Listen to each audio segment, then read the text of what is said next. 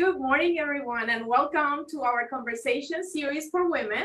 I'm Maribel Feliciano. I'm the Assistant Director with the Office of Economic and Small Business Development, and I'm really excited because it is the last week of Women History Month, and we have this conversation series for you. We have an excellent program for you this morning. We want all of you that are following us on Facebook to please share your video, share this conversation with your friends on Facebook, because we want to make sure that as many people are able to join us this morning. In addition to that, we want to share with you that this conversation series started back in 2021. Following the pandemic, we really wanted to have an opportunity to share with women that were returning to the workforce opportunities to learn about resources, career and professional development, training, access to capital for our women entrepreneurs, for our small businesses, access to contracting opportunities. So we started the series that has been very successful since then.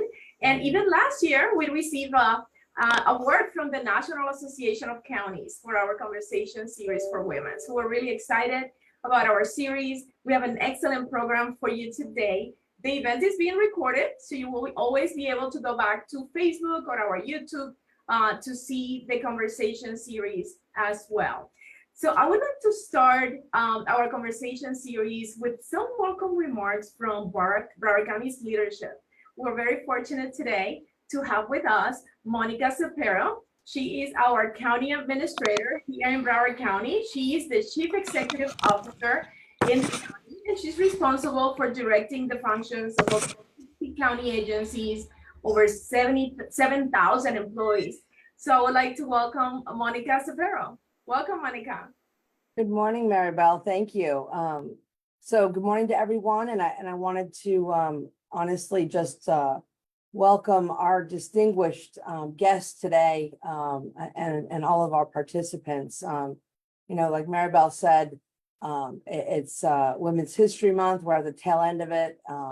What better way to celebrate than to have such a distinguished group of women to be able to share the dynamic work that they're doing out in our community. And as we wrap up this month, it's truly my pleasure to welcome all of us to this diverse group, and also to make our community just rich with diversity and with all the community events that we have.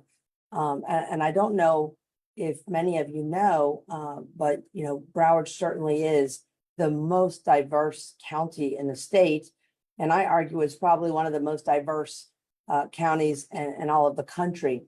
We have 170 countries that are represented in Broward County, and over 147 different languages spoken in Broward County. So just to give you a bit of a perspective as to what makes us who we are and how diverse we truly are. Anyone who's ever listened to me speak knows that I am very proud of the diversity of our community and of our organization, and we all strive to make sure that that we are representative of the community that we represent. So that is something very important to me in the seat that I sit in, and getting to help steer this massive ship of ours. But today we're going to focus on also, some conversation, as Maribel said, about the series for women. And truly, as we start looking at our county employees, the earning gaps, we're proud to say, have declined. From 2015, the earning gaps in our county government structure was about 7.2% to favor men. And back in 2022, when we last the last numbers I have for the full year, we were down to 1.3%. So that is a significant increase for the better for the women representation. And I continue to challenge my team internally to make sure that we're paying attention to these things, and something that we all can do. And I think all the women, particularly all the strong women we've got on this panel, we all feel the same way about our responsibility to do the same and to carry that torch, so you're going to hear from these amazing CEOs, these women on this panel, and they're going to share their stories about supporting the community and through their work in the business and that their respective businesses and throughout the community. So they're great partners of ours, personal friends with these women as well. We just got a really dynamic group, and I want to thank all the people that are joining this morning also to continue that work in your respective areas as well, because it's very important. With that, I'm not going to take up more of your time because you're going to hear from some really dynamic ladies. So thank you, Maribel, for being our host this morning and for leading this conversation. Thank you so much, Monica, for being here. Thank you for coming back, because Monica joined us in previous conversation series as well. And now it is truly my honor to introduce to all of you our Commissioner Rogers from District 1. Commissioner Rogers also is coming back to our conversation series. She joined us last year. So welcome back. Commissioner Rogers is the commissioner for District 9. She's the former Lauderdale Lakes Mayor and City Commissioner, and also the former state representative for Districts 94 and 95. Welcome back, Commissioner Rogers. Good morning, Maribel, and good morning, fantastic ladies on this call this morning. I am truly honored to be back. And I think I'm going to make a promise. I won't miss any other, okay? Because I know this will continue. That's what we do. But it's good to be online. And let me say, it is my pleasure to be back. And also March 21st, my first presentation and proclamation recognizing women. Yes, all of you, when I did it, you were on my mind. Just know that. You agree? That proclamation that I was asked to deliver by our mayor and my dear friend and former Senator Nan Rich, who could not be here today. So whenever I speak, I also represent her, because it's just the two of us on that commission and we're doing awesome stuff. I'm accustomed to being the only woman, so I am proud to be a part of this team. There's two of us, right? So here I go.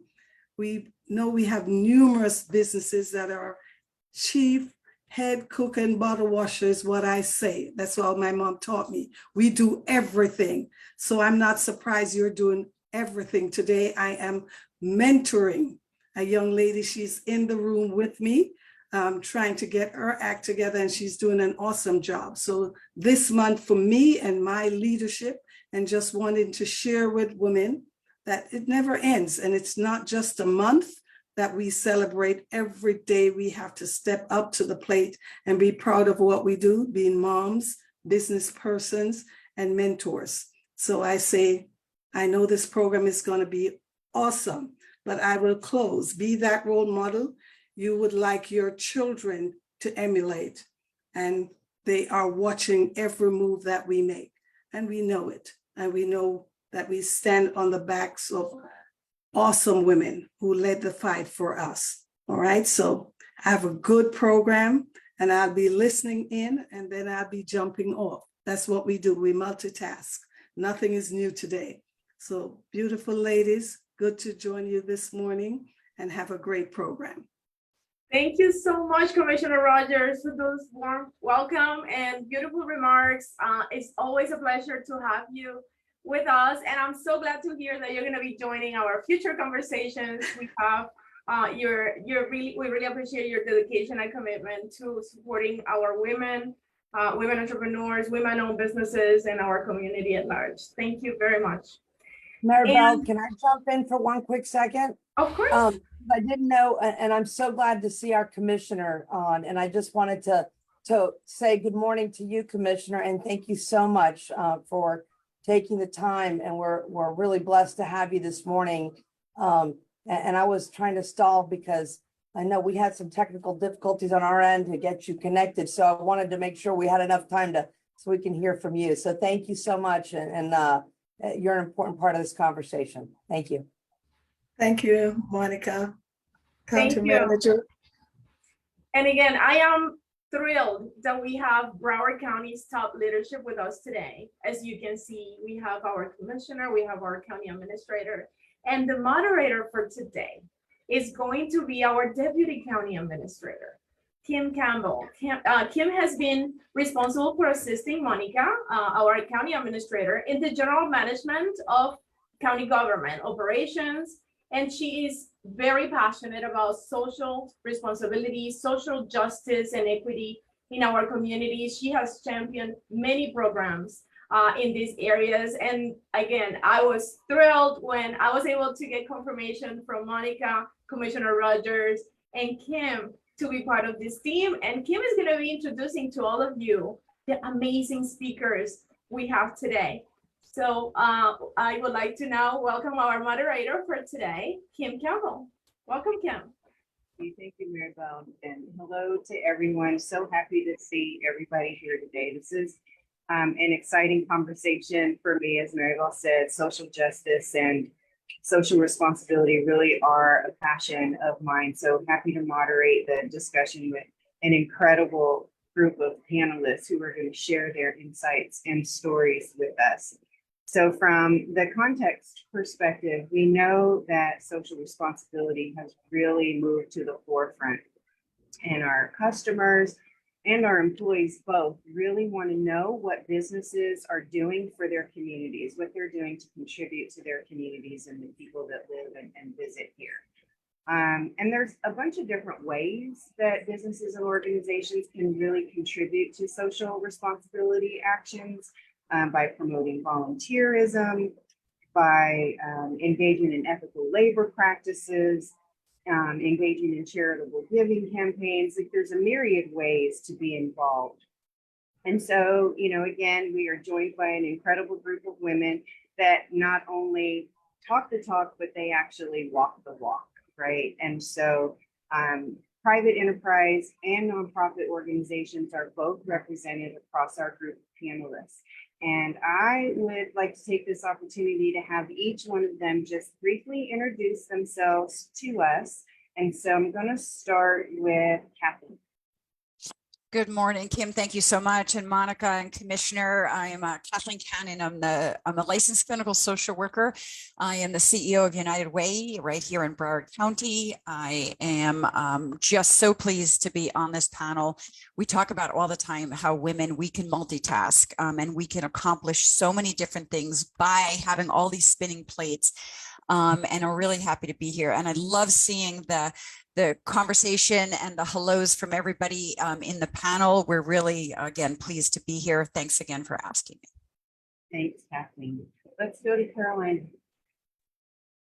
Yes, good morning, everybody. So pleased, so humbled to be here in the company of women who are phenomenal and doing great things in the community. My name is Carolina Veira, and I'm currently the VP of Development at Habitat for Humanity of Broward County. But I am also, like many of you, we have consulting going on at the same time, and also leading other women's groups just to really represent and bring to the table the discussions that need to happen. And I'm a firm believer that women need to be in all places where decisions are made. And you've heard that from RGB, but I just wanted to mention it again because that's something that I stand for and I believe in. Thank you for having me. Thank you. All right, let's hear from Dodie. Good morning. Thank you for having me. I'm Dodie Keith Lazowick. I am the chairwoman over at Keith, and we are an engineering services related firm. And outside of my day job, this topic is very near and dear to my heart because, first of all, women are it. I believe we need to do more and engage more, and we get things done, and we need to show the way and lead for others. But also, it's so important that besides what we do every day when we come to work, what we do in our community is really what defines us and what makes our whole community and our world a better place. So thank you for having me, and I'm happy to be part of this. Okay, and then Yvonne. Good morning, amazing, beautiful ladies that are here today. My name is Yvonne Garrett. I am President and CEO of Gar Solutions. We are a locally based consulting firm. We focus on public outreach and community relations. We've been here in Broward County for 20 years. And I'm extremely humbled to have the opportunity to be in the company of such amazing women. But more importantly, as I'm a firm believer in lifting your sister up every day. We as women have a lot on our shoulders. And while a lot of us are able to go at it alone and we think we're super women and we can do it, but supporting one another is absolutely critical to getting us across that finish line and to lifting our future generation. And I'm seeing Commissioner Rogers and her mentee, her beautiful mentee sitting next to her. So that is the future of that is our future. And it's so important that we continue to uplift them and create a pathway forward for their success. So thank you for having me. Thank you. Thank you. Okay, we're going to just jump right in with a series of questions and just have a conversation with each other about the topic of social responsibility. So we know that in today's rapidly evolving business landscape, companies and organizations are really being held accountable by the public, particularly our younger generations, our younger millennials and our Gen Zers. They really want to know what their employers and the businesses that they frequent are doing to contribute to society. And so within that context, I would like for each of you to take just a few minutes and describe for us why social responsibility is so important for business owners and organizations. Let's start. Go ahead. Yeah, I'll just jump in, and I know we're going to have this great conversation and so important. And Kim, you mentioned about our young employees. They really are so interested in what business is, what kind of purpose there is. And, you know, there's no longer just a job. People want to know that they're being productive and doing work, but that there is this bigger purpose to what that they're doing. One thing I would definitely suggest for small companies, large companies, we incorporate social giving back and social responsibility in our benefits package. We talk about it when we're talking to employing somebody and bringing somebody on board. We include that in our benefit package about what we do as a community, that we have flex time for volunteerism, the different organizations that we participate in outside of just United Way, just individually. So I think that that's such a great way to engage folks and to show them that you as a business owner, an entrepreneur, small business, large business, running a business as a woman, that all the benefits that you're offering, one of them is some type of social responsibility and giving back. We've had great feedback about that from folks that have interviewed with us, that we include that in the benefit package. And it means so much to the staff, but it means so much to the community. And I think folks really get engaged. Yeah, that's a really creative way to integrate social responsibility into your workforce. It, I think, allows everybody to feel like they can be a part of something without having to give up something, which might motivate them to participate more readily than they otherwise might be able to. Thanks for that, Kathleen. Carolina? Yeah, it's Carolina, by the way. Sorry. No worries. I firmly believe that it's also part of the sustainability of businesses to do things to do the right thing. Like Kathy mentioned, yes, if employees, team members are interested in that aspect of mission and purpose and alignment, but also it's good for business. It's good for bottom line. It's good for brand and for reputation. It's good for long-term relationships with investors, with suppliers, with your community as general as possible. So I think there's a soft spot where we can all partner, work together, do what's good and what's right for those around us, and we all win and we all benefit from it. And it's clearly stated on the bottom line of organizations when they think about these things, sustainability, social impact, and that becomes part of the DNA of the organization. You tend to have happier employees, happier customers, and happier stakeholders that support and trust you, and they are loyal to what you offer. Awesome. Thank you so much. Jody? There we go. Yes. I think what's important about giving back and engaging on a social level is so important because it really builds your company culture. And today that's so important because people don't want to just have a job. They want to be part of something bigger. And so your company culture really says something about you as a business. And it's not just about engaging your staff, it's also about engaging their families, because I think as Monica talked earlier, even Commissioner Rogers, about the mentorship and the responsibility that we have to the folks around us, is the opportunity for us to pull in the families and pull in the greater good. We touch so many people. I mean, I have 200 employees, but their families turns into thousands of people real quick. And if you can engage that larger pool and show them the good and the reasons that it's not just about living here in your community, it's about engaging. And so you can grab kids, you can grab the families and really make a difference by showing people that it's just important to do something and how good it does for your heart. The feeling you get after you actually engage and do something, not just write a check, show up and do something, is unparalleled. It's priceless. So it's really important, and it's great for your company culture and your whole feel good of your business. Yes, and I'll echo everything that's just been said and just add on that, you know, employees today are employees. They want to know that you care about them, that you don't just care about them producing the next deliverable, but that you care about them and their families, especially after the pandemic.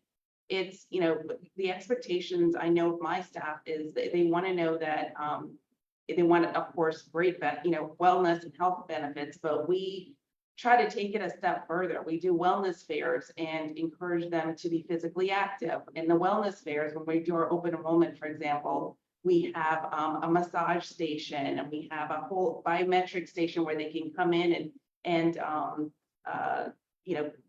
get their blood work done and to make sure that they're healthy. So there are a lot of different programs that we try to offer. One of the most popular ones is we try to offer a flexible work environment. So a hybrid model. It doesn't work for everyone, but if you can, it really has helped our employees have a better balance and work-life balance. And I've found that they are more invested in working, they are more productive. And at the end of the day, you know, I'm doing something that makes them feel good and makes them know that we care about them, but it also affects my bottom line in a positive way. So the impact of just showing your employees that you care about them, they're part of your family, goes a long, long way. Thank you. So I heard some common themes across the four of you relative to the culture of your organization being important, and the DNA of the organization really needing to recognize that employees are family, and by extension, the community is family, and encouraging that interconnectedness really makes a difference, not only for the commitment of your employees to your organization, but of the community that really frequently and avail themselves of the services and business that you have to offer. So really great insights that you shared. Thank you for that.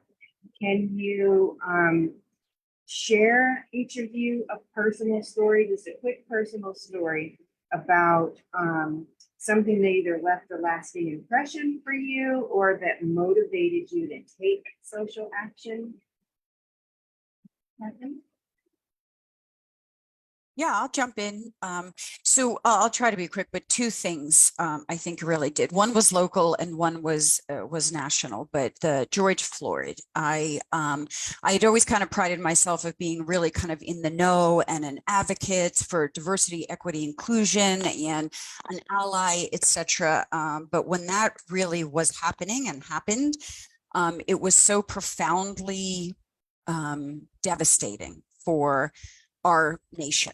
I wanted to make sure that people really understood, and I wanted to really kind of step in as somebody who was a white woman who needed to learn more, do more, be more.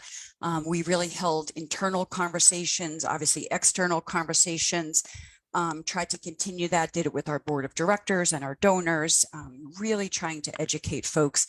about what this means and how it needs to change and how we as individuals can make a difference if we really band together and make sure that we are moving policy and that we are educating folks. And sometimes it's hard, and you guys know it's sometimes we're talking to choir, the same audience. So we try to really reach out to different types of audiences to really engage in this conversation.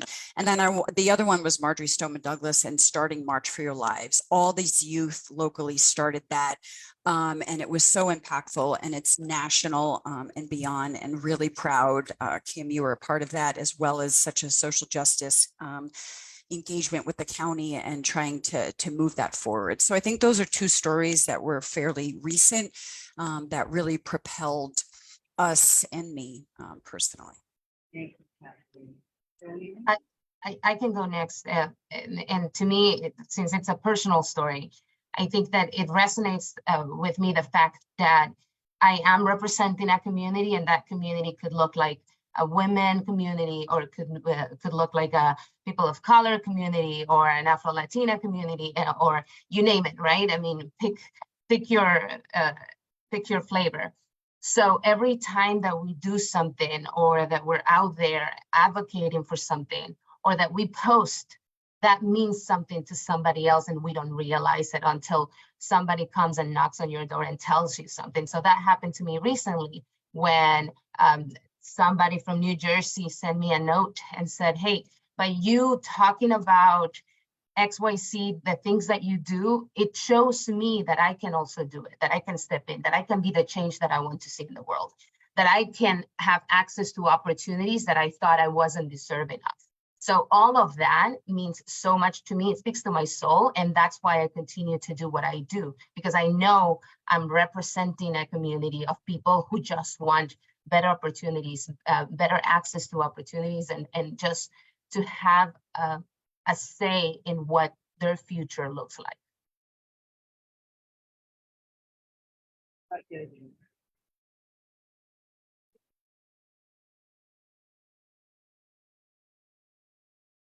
I'll jump in. Because my story is, I'm going to speak on something more at a very personal level for me. Education is a huge platform for me. It's impacted and shaped my entire life, and access to education, whether it's professional development, but just the fundamentals of just getting a basic education. There's so many people out there, especially across the world, that don't have that opportunity. My personal story is, I was born in Zambia in South Central Africa. My mother is Zambian. My mother literally came out of a very rural, remote area where there's no water, there's no running water, nothing.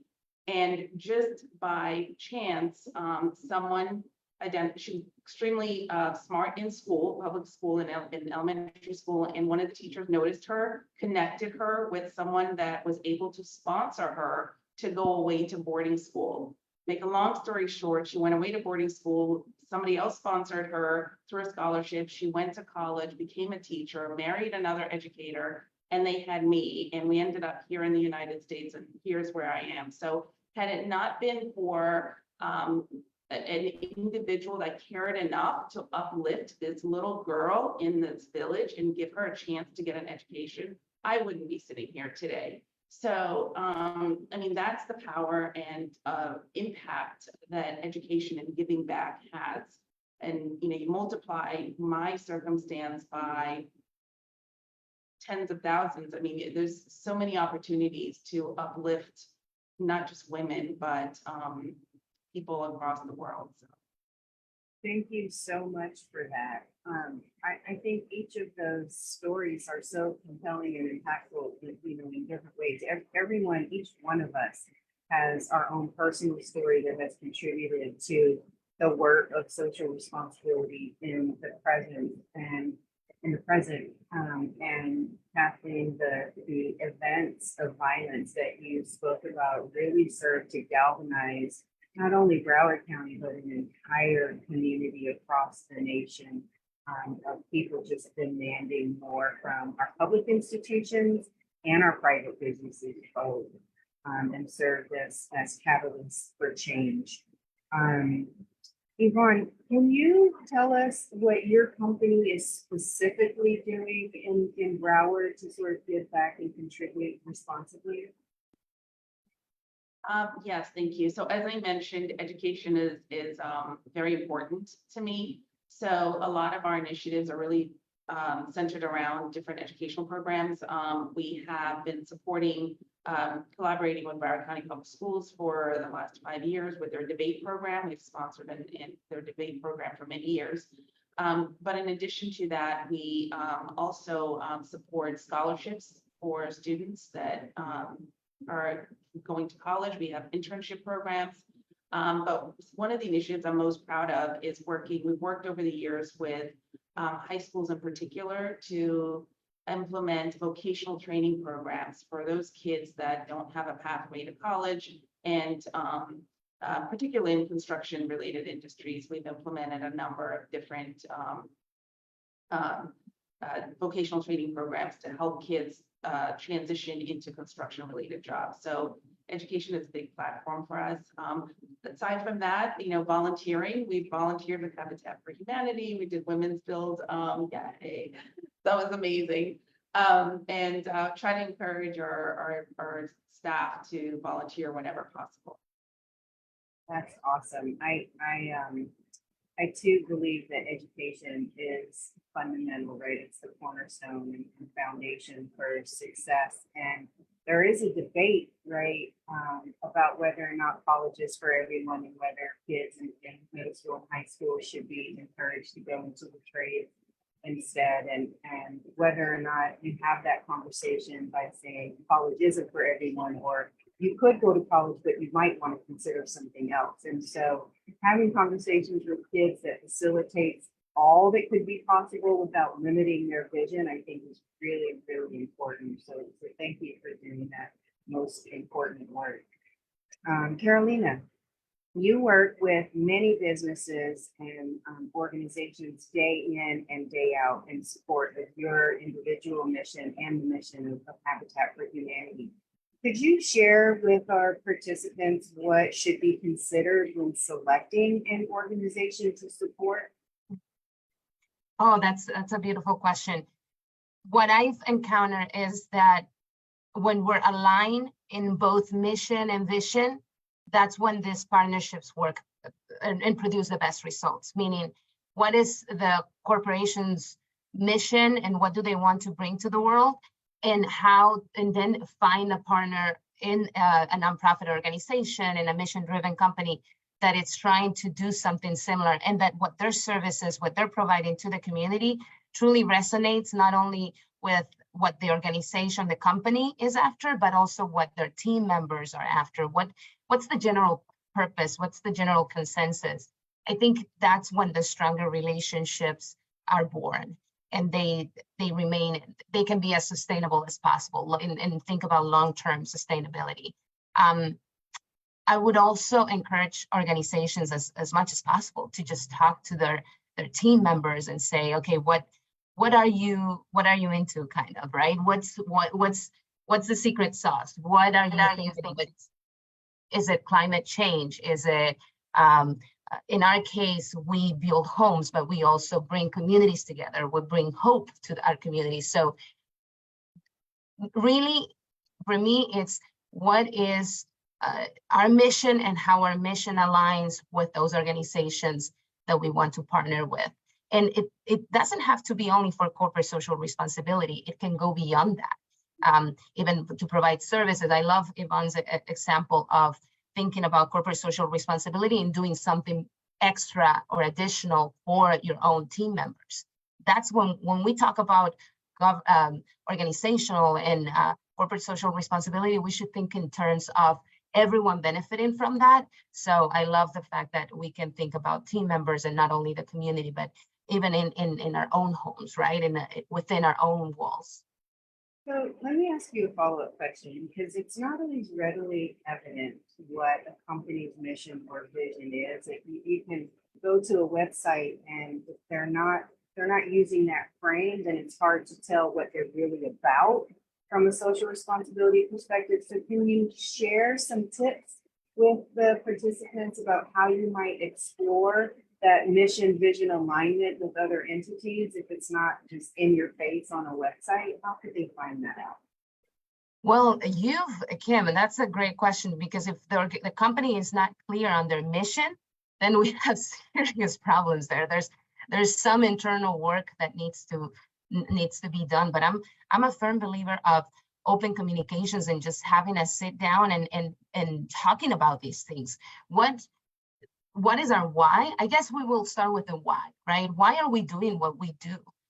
We need to be clear on what is the problem that we're trying to solve as a company, to then decide, okay, what type of services align with it? Is it a product? Is it an idea? Is it, I don't know, what type of solutions can we create as a company that it's going to resonate with the organization or with the community that we're trying to serve. So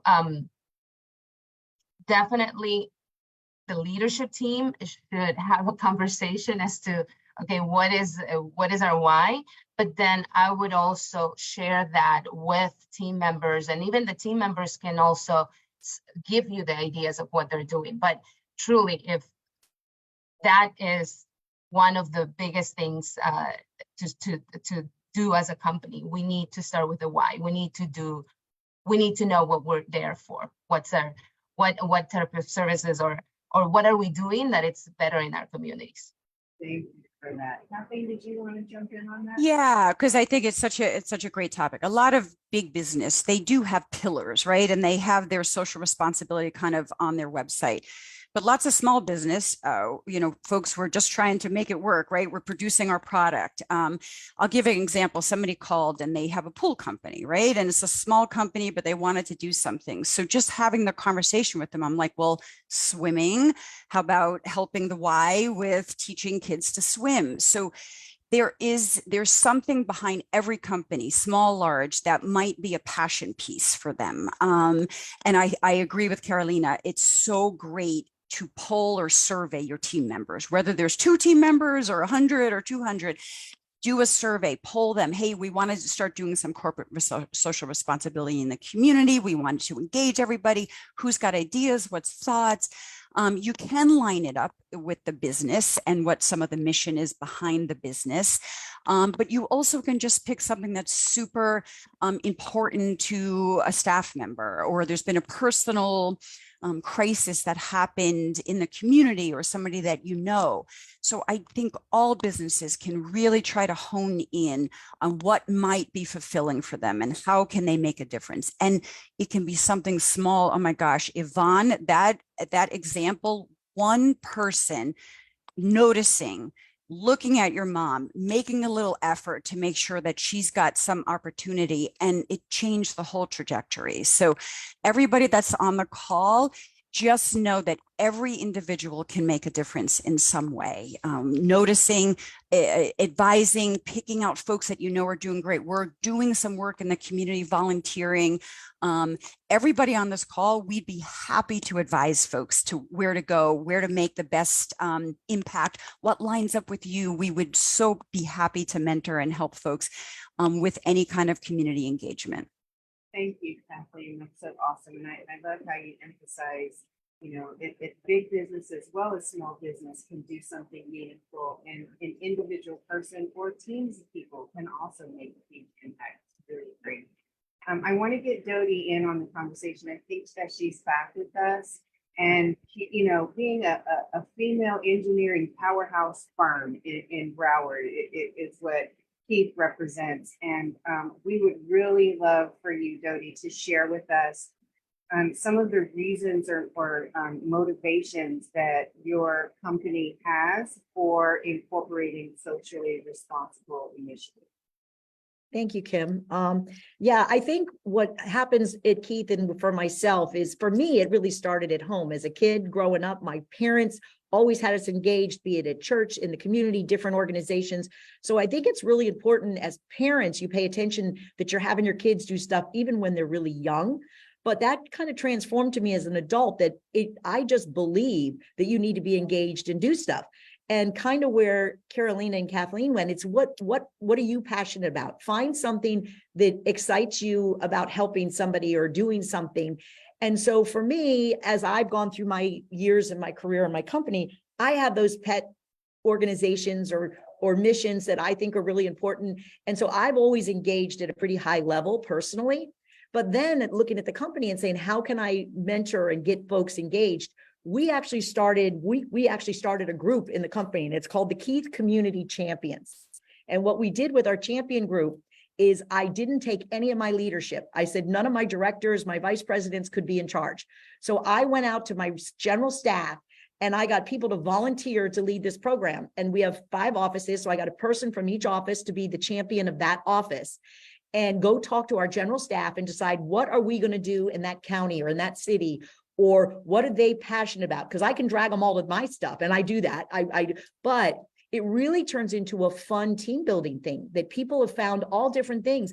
Last month I was in Orlando building beds for kids. It was work. I was running a sander and a power saw but the things you do and the things, and my staff found that, and we had 25 people out there on a Saturday building beds for kids. And so the really empowering your staff to figure out what do they want to do. And I challenge them every quarter, once a quarter, each group has to come up with something. They have to present it to me. I have to approve the organization. And when you talk about how do you choose them, we research them, where's the money going? If we're doing something, how are we really helping? But if you make it part of your culture of you as the leader of your group, but empower your staff to do it. Don't be the Doty's leading it. Doty's just going to come run the power saw. I'm going to show up. And then I challenge all my senior staff to show up. The senior staff has to show up and volunteer, but my team puts together and comes up with these programs and comes up with organizations I've never heard of before that are just doing cool things. I mean, we were in Pompano in January at a community garden that it's back in some back neighborhood. You'd never even know it was there. And they grow vegetables and things and give it to the community, and for people that are give it to the homeless. I'm involved with Broader Heart Partnership of the Homeless. They give to organizations that need food. So there's so many things besides just the big names that you know about. I mean, we're engaged with United Way and with Habitat for Humanity, but all these other organizations that are out there, your team and your staff can figure it out. You just got to give them the room. Find a program, set it up, and empower your team. You will be surprised how many of your staff are so excited to lead this and the ideas they come up with. And there's websites that will help you find things if you can't. I mean, it's really cool. So I really say, you as the leader of your company, if you're there, you need to empower your staff and then follow them and help them. And it's contagious. They'll get their kids involved. They'll bring their husbands and wives. It's really neat to see how a program like this can just take off. And Kim and Doty, if I may add something real quick here. Doty, I love your energy, but I want to commend you for your leadership, right? Because it all starts with the leader. If the leader believes from the top, right? If they believe that this is important, everyone around them will be, it will be a contagious situation, right? Now, everyone will little by little start to engage. Okay, how can we do? What can I do? And if that's not happening in those organizations where maybe some leaders don't believe that this is good for them, for the company, for the community, you can be that agent of change. You can rally up people around you and believe in the mission. And yeah, just like Doty mentioned, sometimes it's something that drives you, and that's what you're going to be like, yes, let's do it. But it's also so wonderful to not only find other people's interests in making them part of what that mission is. It's necessary because now as a community, we're stronger. So if there's many more of us doing what's right, what a beautiful story to tell it is. Thank you so much for that. It's so inspiring listening to each of you from your different vantage points in industry, really share commonalities and passion about the subject matter, and you've each shared so many strategies and tangible tips that participants can really just grab a hold on and implement in their own organizations and businesses. So it's just been so valuable to hear your insights. We do have a question from one of the participants asking about whether or not y'all promote mentorship opportunities. They gave an example of men on the executive level not usually mentoring women, and they're interested in your thoughts on opening the door to those kinds of opportunities. Kathleen, I know you mentioned mentorship, but what do y'all think about that, opportunities for mentorship? Yes, I think for sure. I like mentoring women, and I loved how Commissioner was on here with her mentee in a sense. I just think the power of us as women lifting each other up is really important. However, we need to branch out, and we also need to mentor men. We are phenomenal leaders. And sometimes men look for men and never think of, like, we as women should also be mentoring men, because we have a different skill set as well that we can bring to leadership. We lead with boldness and strategy and business acumen, but also with empathy and this piece that we're talking about, social responsibility, and how do we engage the community, give back while we're still producing at our work and our businesses. So I think that we should always be open to mentoring men. Not exactly sure if that was the question, but I think it's important for women to mentor men. And Kim, if I could jump in on this, my perspective, because my company is a predominantly male field, like 30% of the workforce is women. So we're predominantly men. And so my thing is, ask, ladies, ask. If you have a pretty predominant male leadership, you have to ask. They might not think to come in and say, I'm going to mentor you. You have to be bold enough to go to them and ask to be mentored. And it doesn't matter if it's a man or a woman or who it is. If there's somebody that intrigues you, that you're inspired by, go ask the question, can you mentor me? Will you help me? And very rarely will someone tell you no. So if you take the time and the initiative, and it's actually going to help your company. If you engage those guys, if you got some guys on your leadership team and they're not readily engaging and mentoring and doing those things, it's so important that by you reaching out and engaging them, you're going to make them better and stronger, because mentoring someone is a precious opportunity. So I'm going to say, if you're in an organization where the men aren't doing it, go ask, walk in the door. I invite them to lunch and tell them that you have such high respect for them and that you would love for their mentorship of you. And you take the step, you set the lunches, you set the coffees up, you make the time, and it will happen all by itself. That's awesome. I'll just share personally that I have in previous positions walked up to a female leader that I thought was just dynamic, that I definitely wanted to learn from, and just said, hey, my name is Kim Campbell and you don't know it, but you're about to be my mentor. Let's have a conversation. And they, caught off guard and took me up on it. And so it turned out to be a really great relationship. And 25 years later, we're still in contact, even though she's retired now. So yeah, I agree with you. You have to, see what you want and go ask. There's nothing wrong with being assertive and asking, even if you're shy and quiet.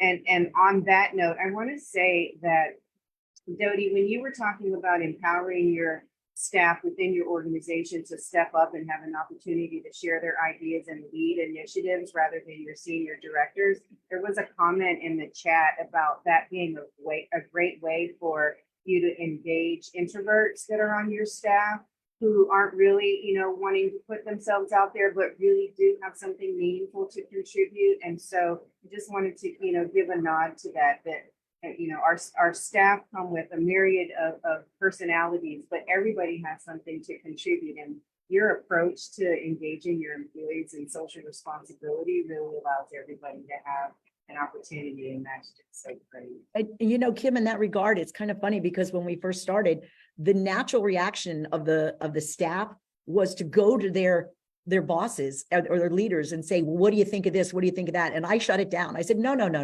You don't get to ask what do you think? What does your team think? And it was really cool to see you're providing also leadership opportunities for people that might not have those opportunities at that point in their career. So it's really cool to see when they figure it out, they set up their own meetings, they have their own groups. But I had to tell my directors and my senior, everybody stay out. You're not allowed to attend the meeting. You just show up at the event. And so it's a little bit of a culture shift, because all of us leaders, we want to get in there and do stuff and sit back and just be a participant and watch what your team can do. And you're right. Those folks that might not normally get engaged, get all excited. It's really becomes, and it's fun. It turns into not something sad to do on a Saturday. It turns into a fun team building engagement, and your staff love it and their families like it. Yeah, it's the epitome of empowerment, Jody. That's just really, really powerful. All right, so we only have 3 minutes left in our time together, so I'm gonna let Mary Bell give us some closing remarks, but I want to really express appreciation to each one of you on the panel for taking the time to have this conversation with us and our participants today. It's very powerful, very compelling and energizing, and we just appreciate your time and contributions so much. Thank you. Thank you. Thank you so much, Kim. I want to really thank all our speakers for sharing your stories, for your words of advice. It's really empowering, and I have to share. Here in ISBD, the same thing happened, Dori, as your team.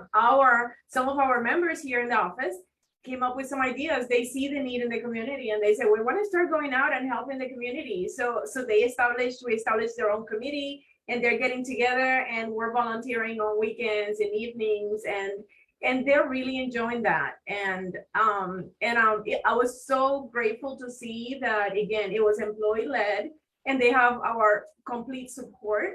As you said, Dodi, it's really rewarding to see what they're doing, and I try to go to all of those events. We've been to the Broward Partnership and a lot of other organizations, so we're really looking forward to continuing to do that. I want to thank again each one of you for allowing time from your really busy schedules to be with us today. We have some special announcements to share with everybody. If we can go to the next slide. We want to invite all of you to our Broward and Beyond Business Conference. It's going to be May 3rd at the Convention Center. We're expecting over 1,000 businesses, community leaders, representatives from all levels of government there at the Convention Center, May 3rd. Please go to our website or scan the QR code for more information. Our conference is completely free, but we have a lot of opportunities for businesses to get engaged. We have sponsorship opportunities and other opportunities for in-kind support. Next slide, please. I also want to make sure you save the date for FITSE. This is our international conference, our Florida International Trade and Cultural Expo, October 23rd and 24th at the Convention Center. This is a 2-day event. Last year, we brought delegations from over 70 countries all over the world. We bring the world to Broward County. So hope to see you at FITSE, October 23rd and 24th, also a free event. Next. Broward County is moving to a new procurement system. So if you scan this QR code, you'll be able to register as a Broward County vendor. So we want to make sure that you start registering now, because in the upcoming weeks, Broward County, in the upcoming months, Broward County is going to be shifting into a new procurement system. So we want to get you registered so you can start getting email notifications when Broward County is buying the goods, materials, and services that you provide. Next. And stay connected with us. We're on social media. This information today, our conversation series, you can find it on our Facebook page as well. But we want you to follow us on social media. We had a very active group today, providing a lot of comments on our chat. So thank you everyone for joining us. Next slide. I also would like to thank our OESBD staff that provided technical support and assistance with the event today. Thank you for everything that you do. And we hope to see all of you in our next conversation series. Stay tuned for more information. Thank you.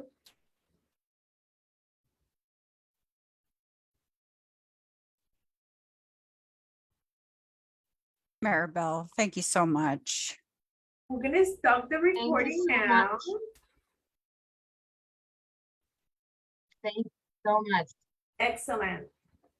Thank you, everyone. We had over 76 people that joined us. Amazing. It really This was. is wonderful. Thank you, Maribel, Excellent for putting this conversation. together, and thank you to your team. Amazing work. Thank Ladies, you, everyone, for inspired joining by us. each one of you.